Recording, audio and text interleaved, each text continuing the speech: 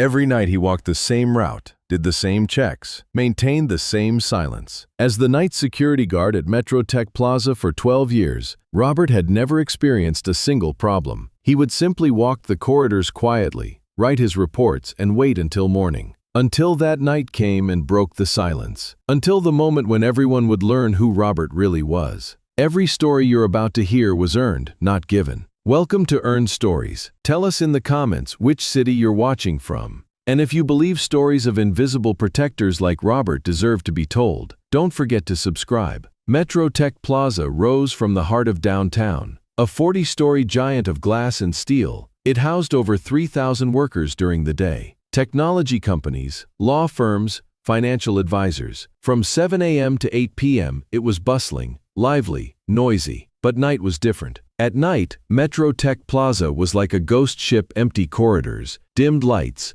only emergency lamps and security cameras, and of course, Robert Chen. Robert was the sole security guard on the night shift. 45 years old, medium height, a quiet man. He'd been doing the same job for 12 years. Never complained, never been late, never caused problems. He started work at 10 p.m. and handed over at 6 a.m. For 8 hours, he protected the building and wrote his reports. His co-workers barely knew Robert. The day shift guards spoke with him very little, just a few words during shift changes. "Everything's normal," Robert would say. "Reports on the desk." That was it. Building management was satisfied with Robert. Reliable, responsible, the type who never caused problems. He collected his paycheck on time, never requested overtime, didn't even use vacation days. The ideal employee. But no one questioned why Robert preferred the night shift, why he loved the silence, why he wanted to work alone, why he never married. Robert wouldn't give answers to these questions anyway. He wasn't very talkative. Every night he followed the same routine.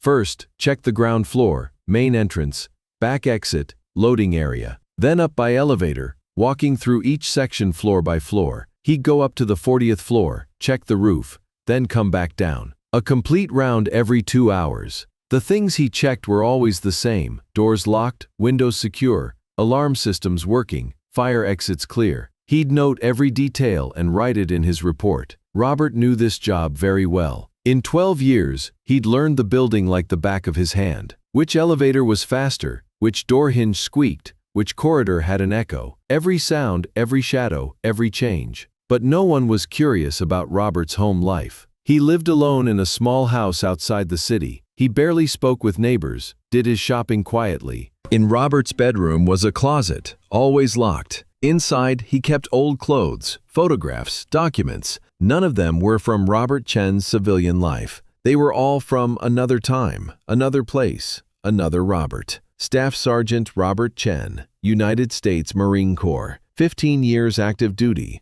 3 tours in Afghanistan, 2 tours in Iraq, special security operations, base protection, VIP escort, medals, commendation letters, team photographs. In retirement, he had wanted a different life, found a quiet job in the big city. He didn't share his past with anyone, tried not to remember those days. But sometimes in the silence of the night, those memories would return. This Friday night was like any other. Robert arrived at work at 2200, took over the shift from the day guard. "Everything's normal," said the previous guard. "A few people working late on the upper floors. They'll be out by 11. Robert nodded, took the keys, and began his first round. At 23:30, the building was completely empty. The last workers had left. He locked the doors. The alarm system was active. Now Robert was alone in the 40-story giant building. He finished his first round. Everything was normal. Second round started at 1:30. Again, everything was in its place. Third round at 3:30, fourth round at 5:30. Routine, boring, safe.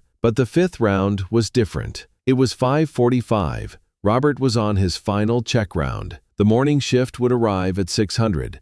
There would be a shift change. As always, he was starting from the roof and working his way down. He stopped on the 38th floor. Something was different. Not a sound, not a smell, just a feeling. 15 years of military training was whispering something to him. Robert stopped, regulated his breathing, listened to his surroundings. A very faint sound. Metal, plastic, electronics. Familiar but in the wrong place. He turned on his flashlight, examined the 38th floor in detail. Financial consulting firm, 50 people work there during the day. It should be completely empty now, but Robert wasn't there. There was an open laptop. Data was streaming on the screen. Files were being copied. Next to it were small devices, cables, professional equipment. Robert's pulse quickened, but alarm bells weren't ringing in his mind. This wasn't just theft. This was something much more sophisticated. He examined the devices,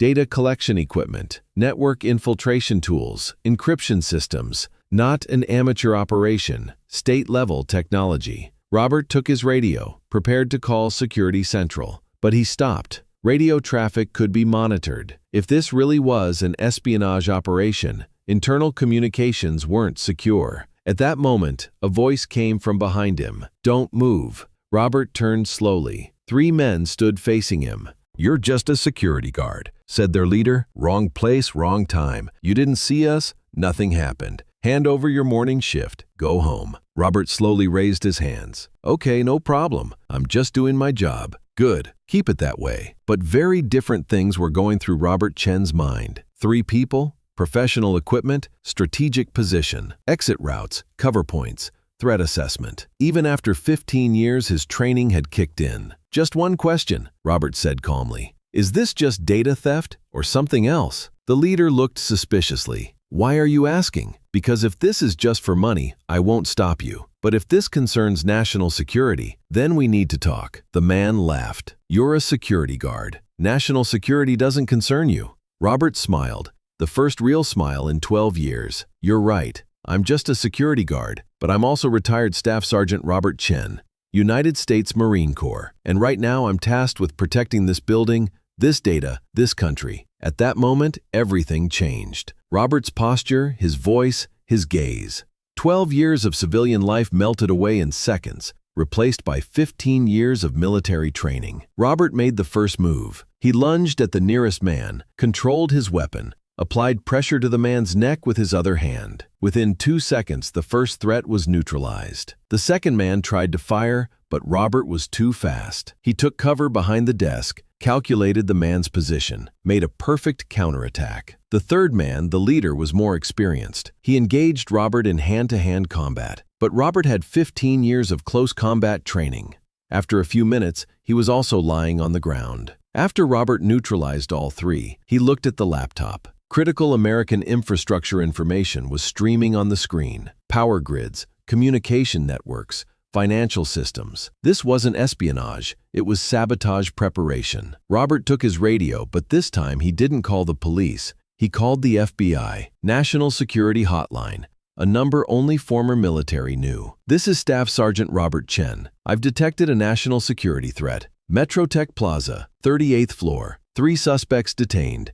Critical infrastructure data compromise in progress." Within 20 minutes, the FBI team arrived. Robert explained the situation, handed over the evidence, gave his report. "Are you military?" asked the FBI agent. "Retired Marine. Now I'm a night security guard." The agent smiled. "Sir, thanks to you, we probably prevented a cyber terror attack. If this data had gotten into the wrong hands, they could have collapsed the power grid." Robert nodded. "I just did my job, agent." When morning came, building management learned of the incident, but details remained classified, didn't reach the media. Robert's identity was protected. His co-workers began looking at him differently. "Robert, what happened last night?" they asked. "Just a routine security check," Robert said, "same as always." But now there was a different kind of respect. No one knew exactly what had happened, but they understood that Robert wasn't an ordinary security guard. When Robert returned home that night, he opened his locked closet. He looked at the old uniform inside, touched the metals. For 12 years, he had tried to leave that life behind, but he realized he had never actually left it. He had just continued serving in a different way. When he came to work the next night, everything was normal. Same building, same corridors, same silence. But now Robert was different. Now he knew he wasn't just a guard, he was a protector. And every night, walking those long corridors, Robert Chen remembered that he was both civilian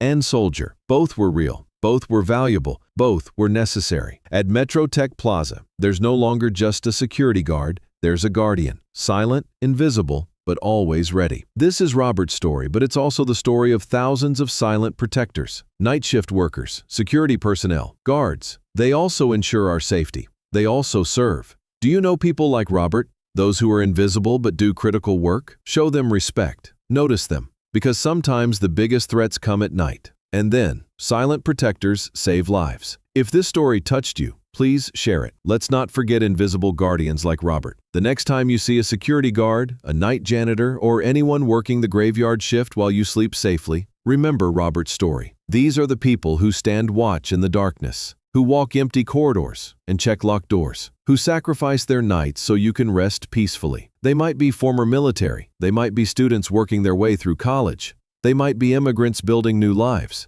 or they might be people who simply believe that everyone deserves to feel safe. What they all share is a commitment to service, to being the quiet guardians who ask for nothing but respect. Robert Chen spent 15 years defending his country in foreign lands, then 12 years defending an office building in his hometown. Both were acts of service, both mattered, both kept people safe. In a world that often overlooks the contributions of working people, especially those who work while others sleep, Robert's story reminds us that heroism isn't always loud or obvious. Sometimes it's as quiet as footsteps in an empty hallway, as simple as someone who shows up every night and takes their responsibility seriously. Every person has a story. Every story matters, and every story like Robert's was earned, not given.